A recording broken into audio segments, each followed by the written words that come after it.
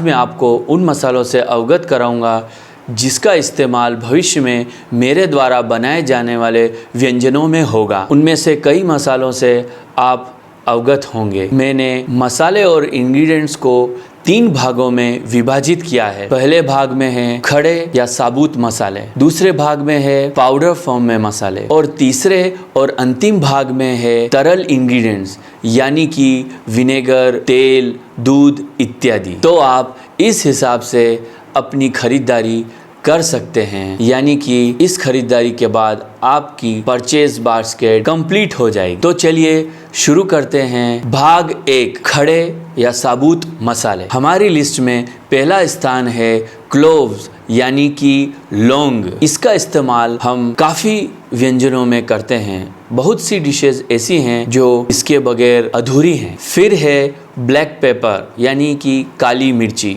इसका इस्तेमाल भी कई प्रकार के व्यंजनों में होता है, चाहे वो मांसाहार हो या शाकाहार। इसके बाद है ब्लैक कार्डमम यानी कि बड़ी इलायची। इसका इस्तेमाल मांसाहार और शाकाहार दोनों में होता है। फिर है ग्रीन कार्डमम यानी कि हरी इलायची या छोटी इलायची। इसका इस्तेमाल मांसाहार, शाकाहार और कई प्रकार की मिठाइयों में होता है और इसकी तासीर ठंडी होती है। इसके बाद है बे लीफ यानी कि तेज पत्ता। इसका इस्तेमाल भी कई प्रकार के व्यंजनों में होता है, चाहे वो दक्षिण भारत हो या उत्तर भारत। फिर है सिनेमन स्टिक यानी कि दालचीनी। यह एक बेहतरीन मसाला है और यह मेरा प्रिय मसाला भी है। इसका इस्तेमाल कई प्रकार के व्यंजनों में होता है और ये बहुत ही खुशबूदार होता है। तत्पश्चात है मैक यानी कि जावित्री। इसका इस्तेमाल भी कई प्रकार के व्यंजनों में होता है और कुछ मिठाइयों में भी इसका इस्तेमाल होता है। फिर है नटमेग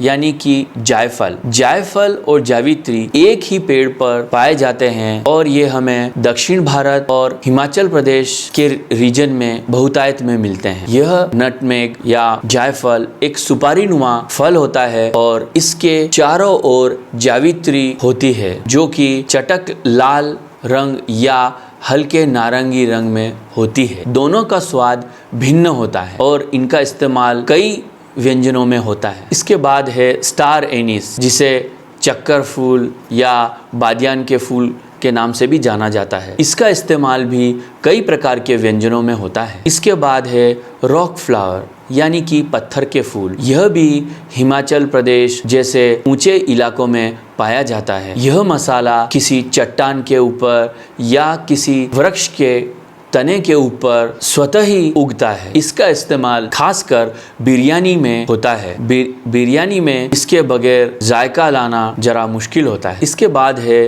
कोरिएंडर सीड यानी कि साबुत धनिया। इसका इस्तेमाल पाउडर फॉर्म में भी होता है और साबुत भी। यह एक बहुत ही महत्वपूर्ण मसाला है जिसका इस्तेमाल कई प्रकार के व्यंजनों में होता है। इसके बाद है क्यूमिन सीड्स यानी कि जीरा। यह एक महत्वपूर्ण मसाला है जिसका इस्तेमाल कई प्रकार के व्यंजनों में होता है और इस मसाले में वजन कम करने का गुण भी पाया जाता है। इसके बारे में हम फिर कभी विस्तार से चर्चा करेंगे। इसके बाद है कैरवे सीड्स यानी कि शाह जीरा, जिसे काला जीरा भी कहा जाता है।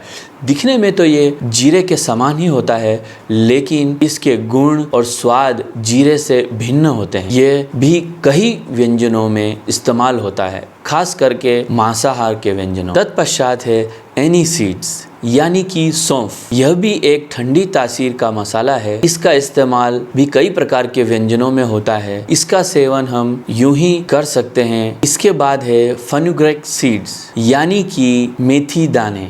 इसका इस्तेमाल भी कुछ व्यंजनों में होता है, लेकिन इसकी एक अलग से डिश भी बनाई जाती है जो कि काफ़ी स्वादिष्ट होती है। इसके बाद है मस्टर्ड सीड्स यानी कि राई, जिसका इस्तेमाल कई प्रकार के व्यंजनों में होता है और इससे बने तेल का भी इस्तेमाल हम व्यंजनों में करते हैं, जो कि स्वास्थ्य की दृष्टि से महत्वपूर्ण है। इसके बाद है निजेला यानी कि कलौंजी। इसका इस्तेमाल कुछ एक डिशेज में होता है जैसे कि अचार। फिर है कैरम सीड्स यानी कि अजवाइन। इसका इस्तेमाल भी कई व्यंजनों में होता है। इसके बाद है ड्राइड होल रेड चिली यानी कि साबुत लाल मिर्च। यहाँ हम अधिकतर कश्मीरी या मथानिया की मिर्च का प्रयोग करते हैं, जिससे एक बेहतरीन कलर आता है और आपके व्यंजन में निखार लाता है। इसके बाद है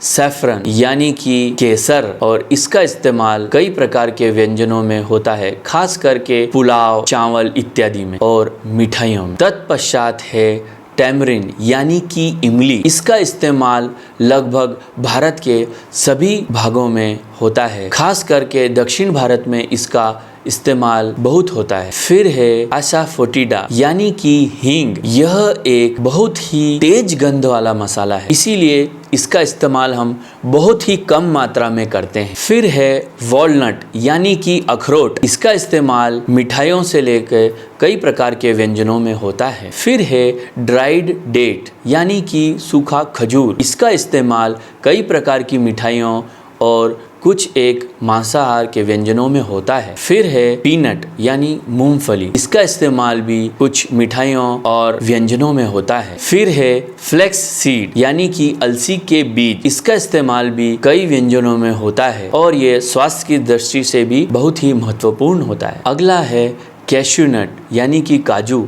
इसका इस्तेमाल भी हम कई प्रकार के व्यंजनों में करते हैं, खास करके जब हमें किसी ग्रेवी को थिक करना हो। अगला है रेजिन यानी कि किशमिश। इसका इस्तेमाल कई मिठाइयों से लेकर कई प्रकार के व्यंजनों में होता है। तत्पश्चात है आलमंड यानी कि बादाम। इसका भी इस्तेमाल कई प्रकार की ग्रेवी बनाने में और मिठाइयों के बनाने में होता है। फिर है सेजाम सीड्स यानी कि तिल। इसका इस्तेमाल भी कई प्रकार के व्यंजनों में होता है, चाहे वो मिठाई हो या फिर मांसाहार के में। फिर है पिस्ताचियो यानी कि पिस्ता। इसका इस्तेमाल भी हम कई प्रकार के व्यंजनों और मिठाइयों में करते हैं। फिर है ड्राइड कोकोनट यानी कि सूखा नारियल, जिसे हम खोपरा भी कहते हैं। इसका इस्तेमाल भी कई प्रकार के व्यंजनों और मिठाइयों में होता है। दक्षिण भारत में नारियल का इस्तेमाल बहुतायत में होता है। फिर है ड्राई फिग यानी कि अंजीर।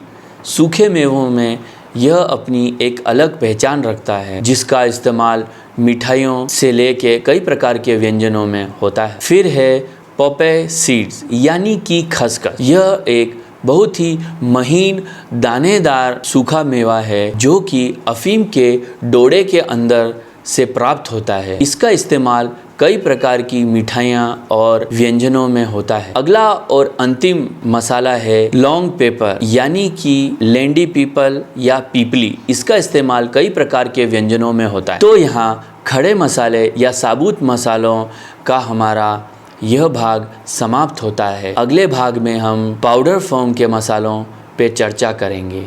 तब तक के लिए धन्यवाद।